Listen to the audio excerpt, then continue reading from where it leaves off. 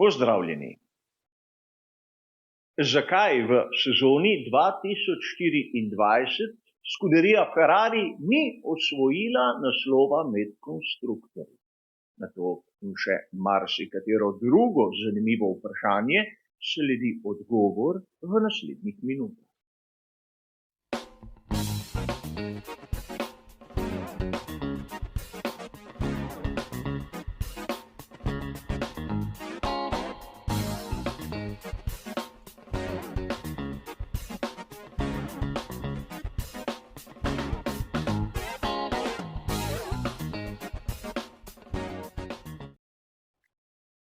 Najbolj enostaven, kratek ter jedrnat odgovor na zastavljeno vprašanje bi bil sledeči. Pri Scuderii Ferrari v sezoni 2024 niso osvojili naslova svetovnega prvaka, enostavno zato, ker niso zbrali dovolj točk. In prispevek bi se lahko zaključil tu. A bodimo iskreni. Isti odgovor nam v resnici pove tudi, zakaj pri ekipi Sauber niso postali svetovni prvaki, čeprav so bili zadnji 10. na konstruktorski lestvici. Danes bomo skušali ugotoviti, kje so bili tisti ključni trenutki in kje so največje pomanjkljivosti, ki so seveda v tistih odločilnih dirkah Scuderijo Ferrari postavile v kočljivo situacijo. Ne smemo si predstavljati, da se je vse odločalo na veliki nagradi Abu Dhabija. Tam je prišla samo matematična potrditev. Ampak zavedati se moramo dejstva, da res Scuderia Ferrari bi lahko na zadnji dirki nekako tudi pripravila presenečenje in prehitela McLaren, ampak pred začetkom dirke so pri ekipi iz Wokinga imeli kar lepo prednost 21 točk. Scuderia Ferrari je v sezoni 2024 imela kar nekaj dirkaških vikendov, kjer so se obnašali fantastično in dosegli zmage, o katerih se bo marsikdo izmed nas nekako spominjal še v prihodnosti, ampak ne smemo pozabiti, da v isti sezoni so se tudi zvrstile dirke, kjer so bili pri Scuderiji iz Maranella, bodimo iskreni, rahlo porazni. In prav te točke so tiste, na katere vas bom skušal usmeriti sedaj. Verjetno marsikdo izmed nas, navdušencev, pa naj si bo navijač ali ne, se bo spomnil velike nagrade Monaka v sezoni 2024, kjer je Ferrari prevladoval. Ampak na to je sledila velika nagrada Kanade, kjer je čisto slučajno proga poimenovana po Gillesu Villeneuvu. In tam po 2 sezonah dvojni odstop Scuderije Ferrari. Ampak tu ne smemo mimo dejstva, da na kvalifikacijah sta bila Leclerc in Sainz 11. in 12.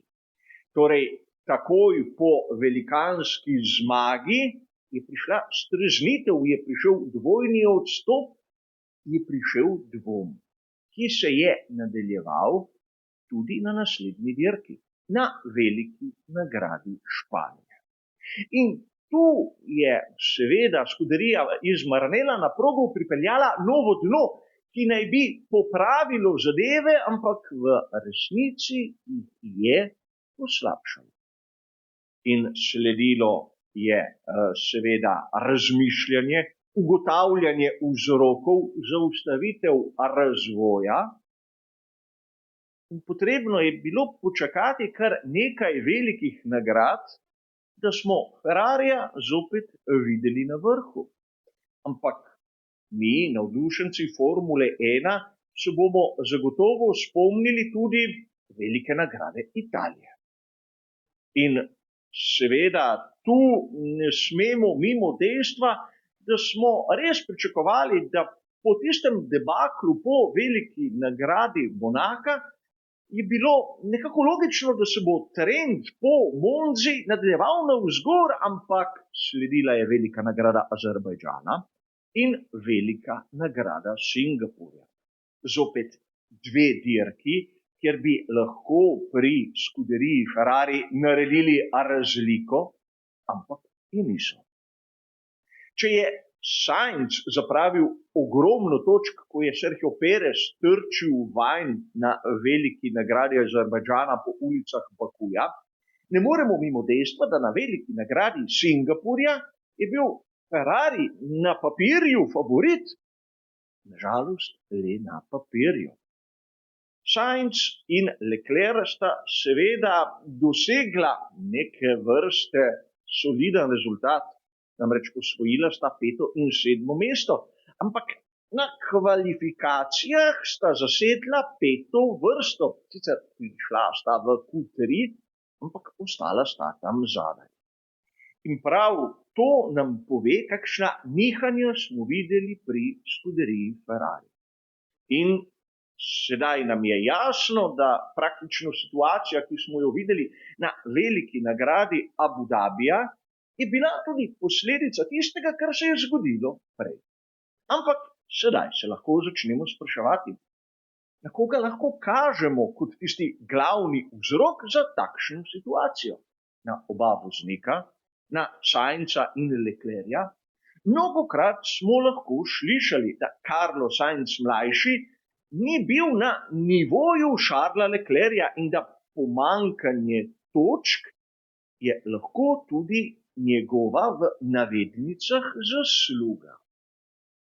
Ampak v teh 4 sezonah sta Sainz in Leclerc delila garažo na 89 dirkah za veliko nagrado. Charles Leclerc je v tem obdobju zbral, če so moji izračuni seveda točni, 1014 točk. Carlos Sainz mlajši 900 točk in pol. In seveda, sedaj, če to razliko 113 točk in pol delimo z 89 velikimi nagradami, bomo ugotovili, da praktično v povprečju na dirko je razlika med Leclercem in Sainzem točka celih 275. Sedaj, če vemo, da samo med 10. in 9. mestom je razlika v točkovanju 1 točka, bomo lahko hitro prišli do sklepa, da je Sainz v povprečju zaostajal za Leclercem za manj kot mesto. Torej, vidimo to uravnoteženost, kar se tiče voznikov. Kaj pa, kar se tiče tehničnega razvoja? Govorili smo o tem, da skuderija Ferrari je predvsem na veliki nagradi Španije imela težave. In ne smemo pozabiti na dejstvo, da na začetku sezone smo videli bolid imenovan SF Pomišljaj 24.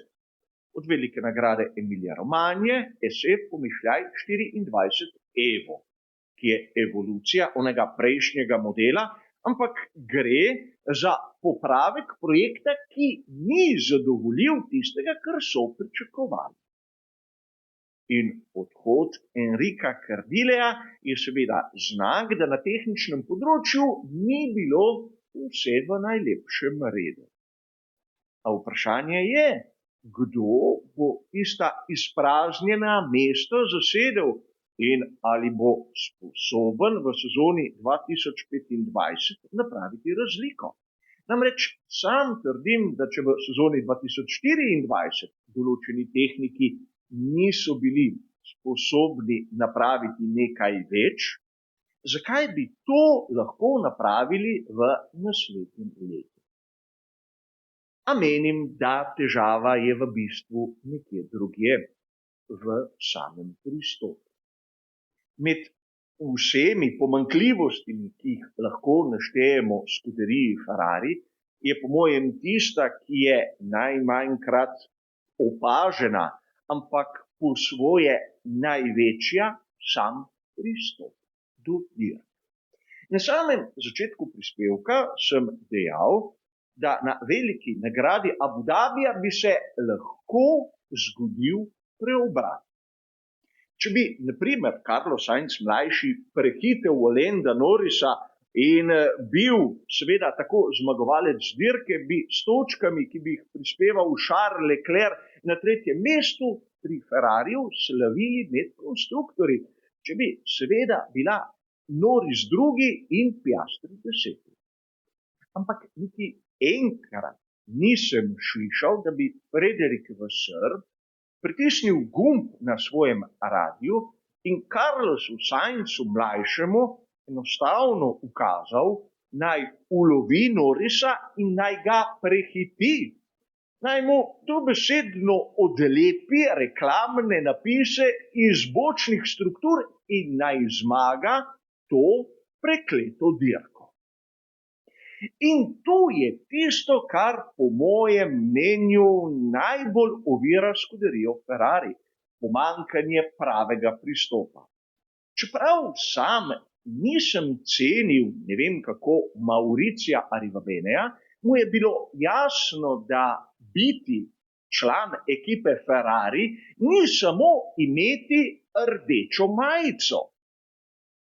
Frederik Vasseur, po mojem mnenju, je človek, ki se predvsem nastavlja fotografskim objektivom, še posebej, ko so v okolici pripadniki drugih ekip, ampak manjka mu tisto glavno, tisto pomembno, napraviti vzdušje v skuderiji Ferrari, ki jih bo pripeljalo do zmag. Bo Lewis Hamilton sposoben napraviti ta preskok, to spremembo mentalitete, ne vem. Ampak od Frederika Vasseurja pričakujem vsaj v prihodnosti malce več resnega obnašanja in malce manj igranja klovna, posebej pri nasprotnikih, ki Ferrari tako ali drugače premagujejo. A seveda kot ponavadi moje osebno videnje, moje osebno mnenje, s katerim se vam ni treba strinjati. Ampak hvala za vašo pozornost in nasvidenje.